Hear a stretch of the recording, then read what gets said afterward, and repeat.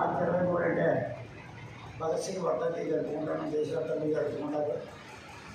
ఆనాడు బ్రిటిష్ సామ్రాజ్యాన్ని జరగలాగించి మరి దేశాల నుంచి వాళ్ళు తగలేసిన చరిత్ర మరి భగత్ సింగ్ ఉంది. అతనికి దేశం మీద ఎంతో భక్తి ఉంది. మరి బ్రిటిష్ ప్రభుత్వం మన దగ్గరికి వచ్చి మన సంపద అంతా దూసిపోతున్నారు అని చెప్పేసి మరి ఎన్నో పోరాలు మన బానిసల కింద చూస్తున్నారని చెప్పేసి ఆ రోజు తిరుగుబాటు చేశాడు. మరి బ్రిటిష్ వాళ్ళతో తిరగబడి అలా గుండెలో నిద్రపోయి ఆ బ్రిటిష్ ప్రభుత్వం భగత్ సింగ్ అనే ప్రభుత్వం అంతా కూడా కట్టలు ఆడేది. ఆ రోజుని భగత్ సింగ్ని ఉరిదీయడానికి మరి ఎన్నో ప్రయత్నాలు చేశారు. ఆఖరికి ఉరిదీయడానికి ఆయన్ని ఒక ప్రణాళిక సిద్ధం చేసుకుంటే ఆయన వయసు 23 సంవత్సరాల వయసులో ఉరి తీశాడని. ఆ టైంలో రాజగురు సుఖదేవ్ ఆయన అనుచరులు రాజగురు సుఖదేవుడు కూడా ఈయనతో పాటు ఉరి తీయబడ్డారు. మరి మనం ఎలా ఆ రోజుని తెల్లదొరలో మన సంపదం దోసిపోతుంటే ఇవాళ నడదొరలు దోసుకుంటున్నారు మన సంపద. మరి కూటమి ప్రభుత్వం అలాగే మోడీ గారు వీళ్ళందరూ కూడా కార్పొరేట్ శక్తులకి మన సంపద అంతా దోసిపెడుతున్నారు. ఆడితే ఎవరికి తేడా ఏమి కనపడలేదు. కాబట్టి ఇవాళ యువత భగత్ సింగ్ ఏ ఆశయాల కోసం అయితే పనిచేసాడో ఆ ఆశయాలని ముందుకు తీసుకెళ్ళాలని చెప్పేసి ఇవాళ యువతకి మేము పిలుపునిస్తూ ఉన్నాం. మరి భగత్ సింగ్ అంటే ఇవాళ 94 సంవత్సరాలు ఇవాళ ఉరిదించబడి 94వ సంవత్సరం.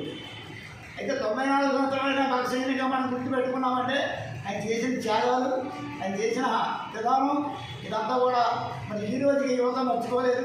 ముఖ్యంగా యువత ఆయన అడుగుజాడలో నడవాలని, ఆయన ఆశయాల కోసం పనిచేయాలని చెప్పేసి భారత గవర్నమెంట్ సిపిఐగా మేము కోరుతా ఉన్నాం.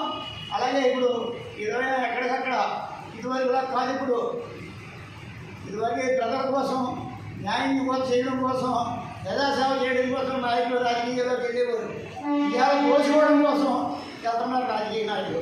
ఇవాళ ఏ నాయకులు చూడండి, ఇవాళ అసెంబ్లీలో కానీ పార్లమెంట్లో కానీ నేర చరిత్రగా విన్న నాయకులే ఉన్నారు తప్ప ప్రజాసేవ చేసే నాయకులు ఎవరు లేరు. అప్పుడు అన్నింటినీ కూడా మనం దృష్టిలో పెట్టుకుని ఆయన ఏ ఆశయాల కోసం అయితే పనిచేసాడో ఆయన అడుగుజాడలో నడవాలని, ఆయన ఆశయాల కోసం మనం పనిచేయాలని చెప్పేసి ఈనాడు ఎవరికి ముఖ్యంగా తెలియజేస్తా ఉన్నాం. అంతేకాదు ఇవాళ 14 నుంచి రేపు వచ్చే నెల 14 వరకు కూడా 23 నుంచి 14 వరకు కూడా అంబేద్కర్ జయంతి. ఆ రోజు వరకు కూడా ఈ రాజ్యాంగం సవరించుకోవాలని చెప్పేసి మరి కేంద్ర పార్టీ పిలుపునిచ్చింది. ప్రజాయాత్ర జరుగుతుంది. పశుయాత్రలు, సభలు, సమావేశాలు, మీటింగులు ఇవన్నీ కూడా తెలిపి ప్రజల్ని చైతన్యవంతులు చేసి ముందుండాలని చెప్పేసి ఈ 14వ తారీఖు వరకు కూడా ఈ కార్యక్రమాలు కొనసాగుతున్నాయి. అంతేకాదు ఇవాళ దున్నేవాడికి ఏ భూమి అనే నినాదంతో ఆ రోజు కమ్యూనిస్ట్ పార్టీ పనిచేసింది. ఇవాళ ప్రతి ఒక్కరికి ఇల్లు కావాలని చెప్పేసి కూటమి ప్రభుత్వం ఎలక్షన్లో ఇచ్చిన హామీ ఏదైతే ఉందో దాన్ని అమలు జరపాలని పట్టణాల్లో 2 చెట్లు, గ్రామాల్లో 3 చెట్లు ప్రతి ఒక్కరికి ఇల్లు కావాలని చెప్పేసి కోరుతూ ఇప్పటికే 5 వార్డులు అడిపెట్టుకున్న పట్టణంలో మనం అప్లికేషన్లు చేయించాం, ఎంఆర్ఓ ఇచ్చాం.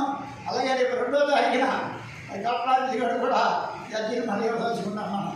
కాబట్టి అందరూ కూడా వచ్చి ఎవరైతే నిరుపేదలు ఉన్నారో వాళ్ళందరూ వస్తే కమ్యూనిస్ట్ పార్టీ అనగా ఉంది ఈ అందరికీ న్యాయం జరిగే వరకు పోరాటం చేస్తుందని చెప్పేసి తెలియజేస్తా ఉన్నాం.